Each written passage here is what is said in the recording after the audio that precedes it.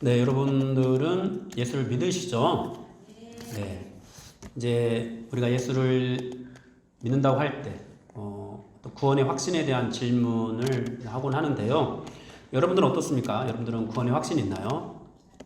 어때요? 여러분들 오늘 당장 이 자리에서 여러분들이 죽음을 맞이한다면 나는 천국에 있을 것이다. 나는 아닌 것 같다. 나는 내가 나를 봐도 잘 모르겠다. 네, 여러 가지 마음들이 있을 것 같습니다. 그러나 동일한 것은 아마 구원의 확신이 있든 구원의 확신이 없든 정말 내가 이러고도 예수 믿는 사람이 맞나? 라는 그런 탄식들이 우리 안에서 나온다라는 겁니다. 왜 이런 고민들이 있을까요? 왜 이런 탄식들이 우리 안에서 나오는 걸까요? 우리 안에 있는 믿음이 잘못돼서일까요? 우리가 제대로 된 믿음이 없어서 또는 내가 예수님을 영접할 때 제대로 영접하지 않아서 그런 일들이 있는 것일까요? 그렇지는 않습니다. 우리가 오늘 본문 조금 앞에 있는 내용들만 보더라도 예수를 믿지 않는 사람이 아니라 예수를 믿는 사람이 그러한 고민을 하고 있다는 것을 발견하게 됩니다. 7장 24절에서 사도 바울이 이렇게 고백을 합니다. 오라 나는 공고한 사람이로다. 이 사망의 몸에서 누가 나를 건져내랴. 여러분, 이 말씀은요 결국 이런 뜻입니다. 나는 구제불능이구나. 나는 정말 자격이 없구나. 예수를 믿는데도 불구하고 다시 죄를 짓는 자신의 모습이 얼마나 비참하고 초라한지 그런 것들을 느끼면서 그런 고백들을 하게 되는 거죠. 그러나 여러분, 우리가 이것을 통해서 알 수 있는 사실은 무엇인가요? 정말 예수를 잘 믿고 있는 우리 중에 누구라도 그 발 뒤꿈치도 못 따라가는 사도 바울조차도 이런 고민을 했다라는 것입니다.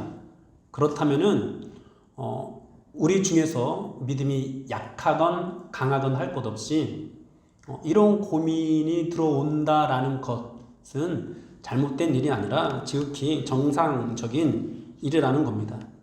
여러분, 이런 고민, 내가 정말 구원받았나? 이런 고민을 하는 것은요, 이제 막 예수 믿기 시작한 사람들만 하는 고민이 절대로 아닙니다. 정말 오랫동안 예수를 믿은 사람, 철저하게 예수를 믿은 사람, 정말 누구보다도 열정적이고 헌신적으로 주님의 교회를 섬겨온 사람들도 이와 똑같은 동일한 그런 고민을 합니다. 오라 나는 공고한 사람이로다. 이 사망의 몸에서 누가 나를 건져내랴. 그러나 여러분, 누구나가 이 고민을 하지만 예수 믿는 사람이라면 여기서 끝나서는 안 됩니다. 정말 예수님을 믿는 믿음이 있다면 그 절망 가운데 머물러 있지 않습니다. 도저히 예수 믿는 사람답지 않은 나 자신을 사랑하시는 예수님을 바라보게 됩니다. 그래서 사도 바울도 그 다음에서 바로 이렇게 고백합니다. 7장 25절에서 우리 주 예수 그리스도로 말미암아 하나님께 감사리로다. 이 절망적인 내 모습들을 발견한 것 동시에 그냥 거기에 머물러 있는 것이 아니라 우리 주님을 바라보는 거죠. 나를 구원하신 주님을 바라보는 것이죠.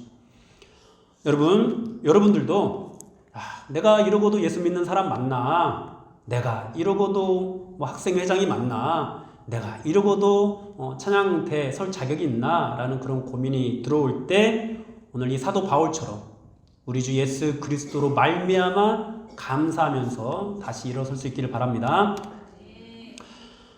오늘 본문은요, 그렇게 예수님을 바라보는 사람에게 주어지는 놀라운 하나님의 은혜에 대해서 말씀을 하고 있습니다. 이 은혜를 믿는 사람은 결코 그 구원의 확신도 흔들리지 않게 되는데요. 어떤 은혜일까요? 오늘 본문 1절을 보면요. 그러므로 이제 그리스도 예수 안에 있는 자에게는 결코 정죄함이 없나니.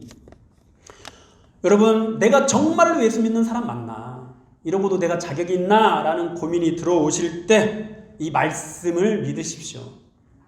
예수 안에 있는 사람에게는 결코 정죄함이 없습니다. 여러분, 이 정죄함이 없다. 이 말씀, 이 원어의 의미는요, 심판대에서 그 유죄 선고를 받지 않는다라는 뜻입니다. 내가 죄가 있는데도 불구하고 왜 유죄다, 죄가 있다라는 선고가 내려지지 않게 되는 것일까요?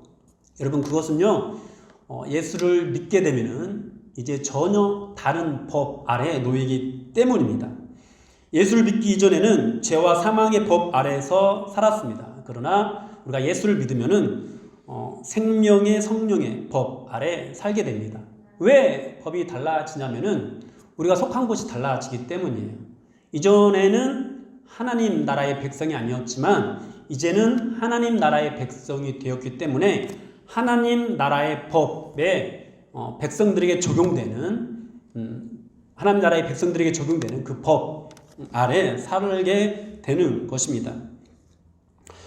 여러분, 이 정죄함이 없는 그런 법, 그런 은혜가 누구에게 주어지는지도 말씀하고 있는데요. 그리스도 예수 안에 있는 자에게 주어진다고 말씀을 하고 있습니다. 주여 주여, 입술로만 주여 주여 하는 사람에게 주어지지 않고 말로만 예수를 믿는다고 고백하는 사람들에게 주어지지 않고 그리스도 예수 안에 있는 자에게 주어진다고 말씀을 합니다. 이 예수 안에 있는 자라는 그 의미는 이제 요한복음 14장에서 예수님께서 보혜사 성령을 약속하시면서 그날에는 내가 아버지 안에 너희가 내 안에 내가 너희 안에 있는 것을 너희가 알리라 이렇게 말씀을 하셨는데요. 이 말씀은 뭐냐면은 우리가 예수님을 믿게 되면은 예수님을 진심으로 영접을 하게 되면은 성령께서 우리 안에 들어와 거하십니다. 그렇게 성령께서 우리 안에 들어와 거하시는 그 상태에 대해서 성경에서는 또 다른 말로 예수님이 우리 안에 거하신다라고 표현을 하기도 하고 또 우리가 예수 안에 거한다라고 표현을 하게 됩니다. 누구든지 언제라도 회개하고 예수를 믿기만 하면 내가 그것을 느끼든지 느끼지 못하든지 상관없이 그와 같은 일은 반드시 일어납니다. 성령님께서 들어오십니다. 성령님께서 영원히 우리 안에 거하십니다. 이것이 성령의 내주하심입니다. 성령님께서 함께 하시는 그 사람에 대해서 오늘 이 약속을 주고 있는 겁니다. 어떤 죄를 지어도 유죄 선고를 받지 않는다. 정죄를 받지 않는다. 여러분, 이러한 은혜를 누리는 사람들은요, 얼마나 놀라운 그 안식과 평화를 누리는지 모릅니다. 또 다음 절을 우리가 또 보면은요, 이것을 가능하게 하시는 분이 하나님이시다라고 말씀을 하고 있습니다. 본래 이제 태초의 인간에게는 이런 영원한 삶, 이런 영원한 안식의 삶을 누릴 수 있도록 하나님께서 주신 것이 율법이었습니다. 말씀이었습니다. 최초의 아담과 하와, 죄를 짓기 이전의 아담과 하와는 이 말씀을 지킴으로 이 은혜를 온전하게 누릴 수 있었습니다. 그런데 인간이 죄를 짓게 되었죠. 그리고 생명을 잃어버린 존재가 되고 말았습니다. 생명을 잃어버린 존재가 된 이 인간은 더 이상 이 율법의 요구를 충족시킬 수가 없게 되었습니다. 인간이 연약하기 때문에 율법의 요구를 이룰 수 없게 된 것이죠. 그래서 하나님께서 이 일을 어떻게 이루셨는지에 대해서도 설명을 하고 있는데요. 죄 없으신 하나님의 아들 예수 그리스도를 이 땅에 보내셔서 우리가 받아야 되는 그 모든 정죄, 네가 죄인이야, 너는 벌을 받아 마땅해, 너는 지옥에 갈 운명이야, 너는 지옥에 가야 돼, 이런 모든 정죄를 그리스도의 육신에 다 하나님께서 내리셨습니다. 그렇게 하심으로 우리가 나음을 입었고 우리가 구원을 받을 수 있는 그런 길을 열어주셨습니다. 이런 일들이 우리 안에 이루어지게 되었다라고 말씀하면서 4절을 보면은 이제 두 가지를 말씀을 하시는데요. 첫째 이 일이 모든 율법의 요구가 이루어지게 하신 것이라고 말씀을 하십니다. 법적으로 문제가 없게 이 일을 이루셨다라는 거예요. 그러니까 소위 합법적으로 이 일을 이루셨다라는 거예요. 아니, 죄를 지은 인간이 벌을 받는 게 합법이잖아요. 죄를 지었는데 벌을 받지 않는 것은 불법이잖아요. 그런데 왜 이것이 율법의 요구가 이루어진 것이라고 말씀을 하는 것일까요? 제가 지난 그 교사 기도회 때도 잠깐 그런 말씀을 드렸는데요. 여러분, 우리가 정죄받지 않는다라는 거, 우리가 의롭게 된다라는 것은 그 언어의 의미가 법정적인 용어입니다. 이 자리에 있는 우리 중고등부 학생들은 이제 미성년자죠. 물론 촉법 소년들도 있습니다만은 촉법 소년 빼고 이제 죄를 지으면은 감옥에 가는 그런 기준으로 할 때 여러분들이 만약 이제 사회적으로 비난을 받는 큰 죄를 지어서 감옥에 가게 되었다고 합시다. 사람들이 저놈은 죽어야 돼. 저놈은 인간이 아니야. 이렇게 손가락질을 합니다. 그럴 때 여러분들의 부모님은 어떻게 할까요? 똑같이 손가락질 할까요? 그렇지 않습니다. 어떻게 해서든지 여러분들을 감옥에 가지 않게 하려고 백방으로 노력을 할 겁니다. 피를 입은 사람을 만나서 합의를 하고 배상을 하고 벌금을 내야 된다면 벌금을 내면서 여러분들을 구제하려고 할 겁니다. 그렇게 집에 있는 전 재산을 다 들여서 죄를 지은 여러분을 벌받지 않게 해 주었다고 합시다. 이제 여러분들은 그 판결이 어떻게 내려질까요? 감옥에 간다라고 내려질까요? 감옥에 가지 않는다라고 내려질까요? 감옥에 가지 않는다라고 내려지게 됩니다. 그러니까 유죄가 아니라 무죄 판결을 받게 되는 거죠. 그냥 법정에서는 그런 일이 있을 때는 기각을 시켜버립니다. 여러분 왜 그렇게 되죠?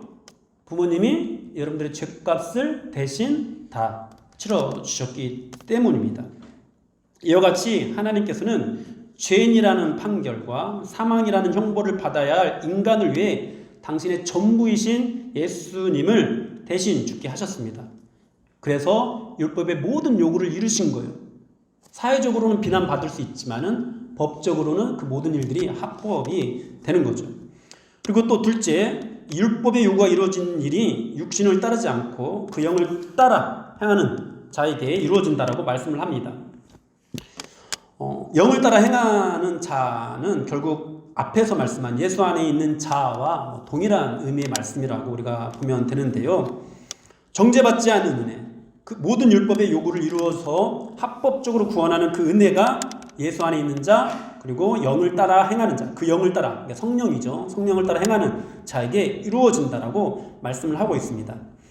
예수 믿는 사람은 예수 안에 거하는 사람이고 또 성령을 따라 행하는 사람입니다. 이런 식으로 계속해서 설명을 하는 것인데요. 예수 믿는 사람에 대해서 이렇게 복합적으로 성경에서 이렇게 설명을 하는 이유는 우리가 자칫 이것을 잘못 받아들이면은 이 부분, 정죄받지 않는다라는 이 부분을 오해하고 왜곡할 수 있기 때문입니다. 예수님께서는 이제 복음서를 보면은 천국에 대해서도 여러 가지 비유로 말씀을 하시거든요. 여러 가지 비유로 말씀을 하시는 것은 그냥 한 가지 측면에서만 우리가 보면 안 되기 때문에 한 가지 측면에서만 보면은 천국에 대해서 오해하기 때문입니다. 마찬가지로 예수 믿는 것에 대해서 또 성령이 내주하시는 것에 대해서 성령을 따라가는 것에 대해서 여러 가지 복합적인 방법으로 표현으로 하나님께 설명하시는 것은 정죄받지 않는 이 은혜가 무엇인지 우리가 제대로 이해하도록 하시기 위함입니다. 우리가 어떻게 이 말씀을 왜곡시킬까요? 예전에 이제 전도연 씨가 주연한 미량이라는 영화가 있었습니다.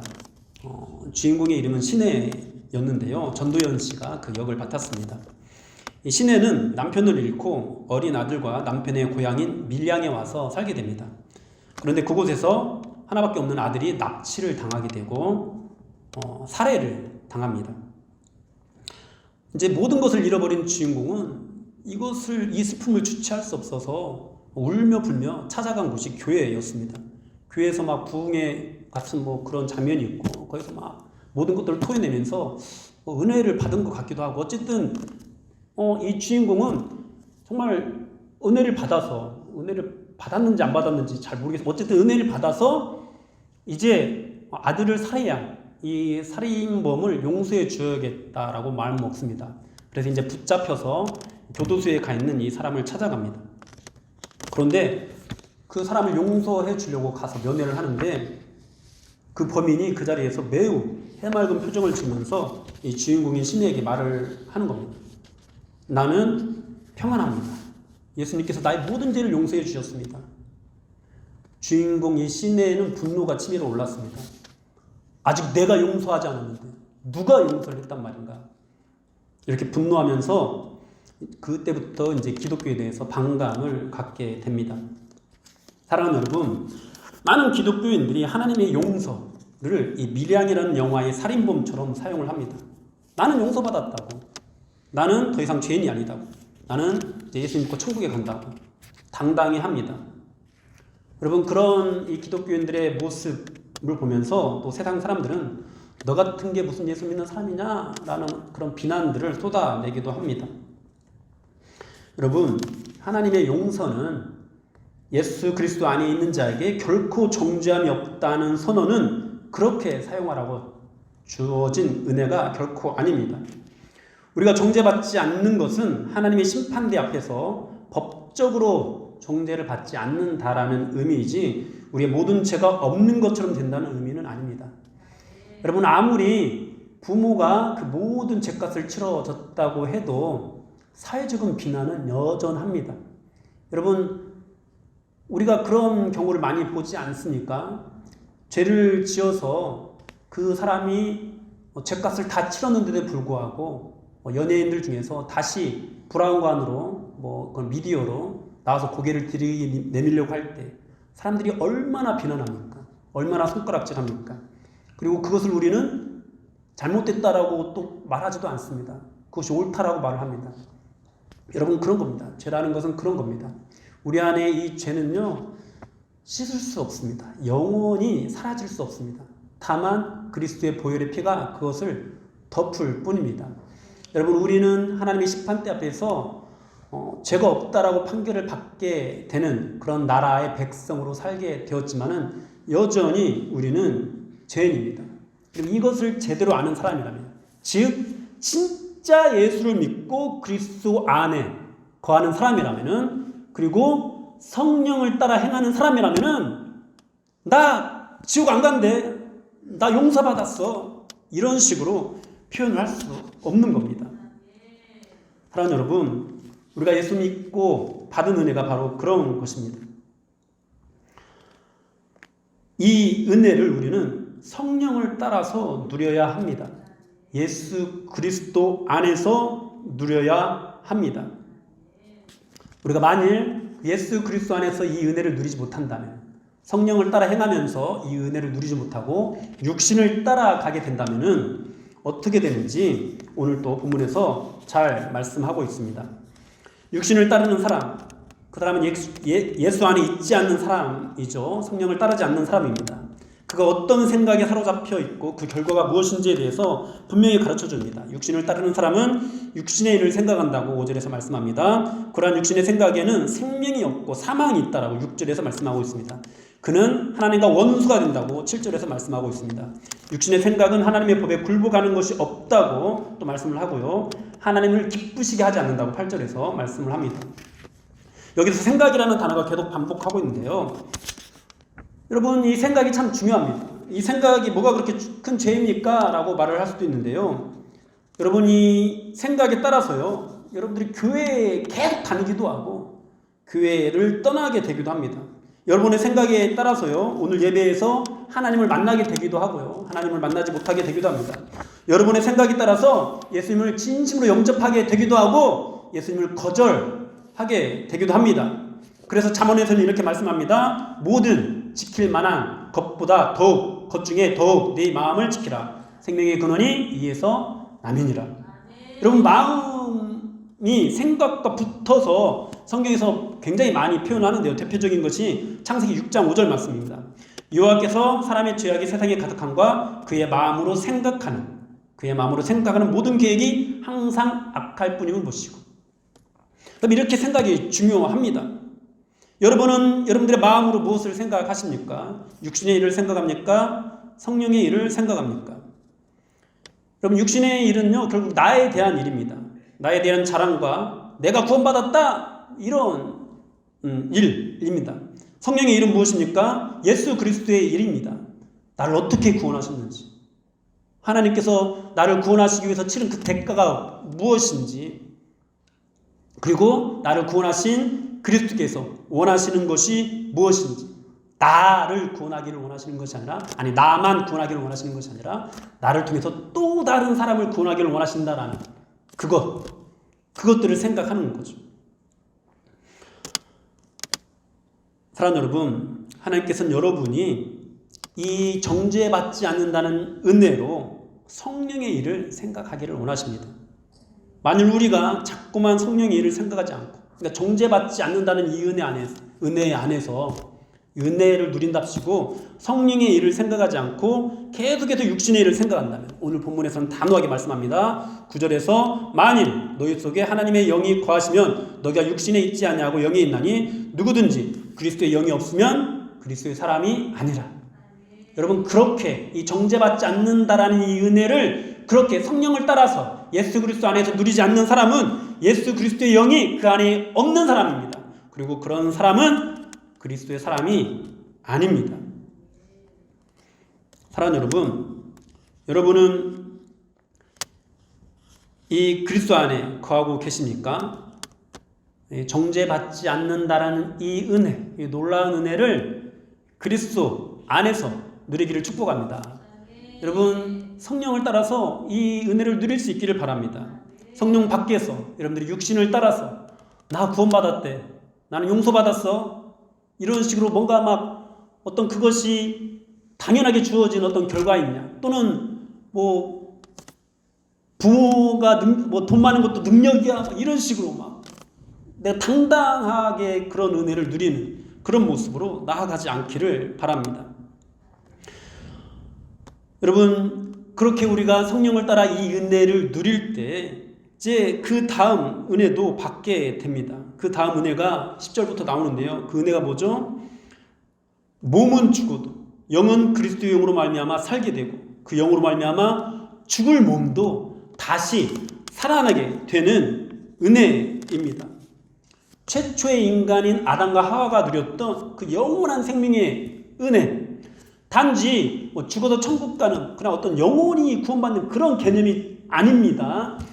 하나님께서 약속하신 구원, 이 부활의 개념은 우리가 이 육신의 부활로 나아가는 겁니다.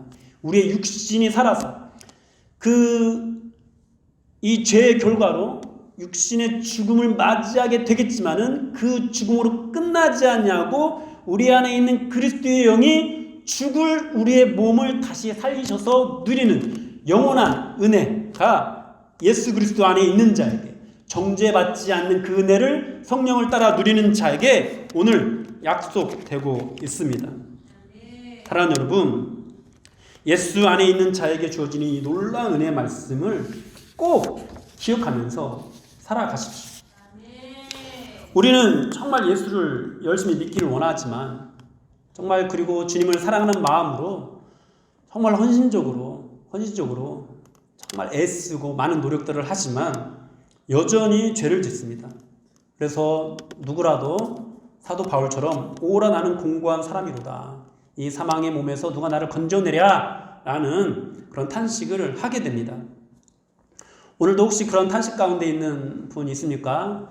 여러분, 이 자리에 앉아 있으면서 내가 정말 예수 믿는 사람 맞나? 혹시 이 앞에 서서 막 이렇게 찬양을 하는데 머릿속에 탁 드는 생각, 내 뇌리를 스치는 생각, 야, 정말 나 가식적이다, 나 정말 자격 없는 사람이다, 이런 마음이 드는 사람이 있습니까? 여러분, 이 말씀을 믿으십시오. 여러분은 결코 정죄받지 않습니다.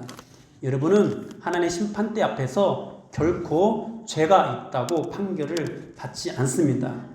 왜 그렇습니까? 이 모든 죄를 그리스도의 육신에 다 정하셨기 때문입니다.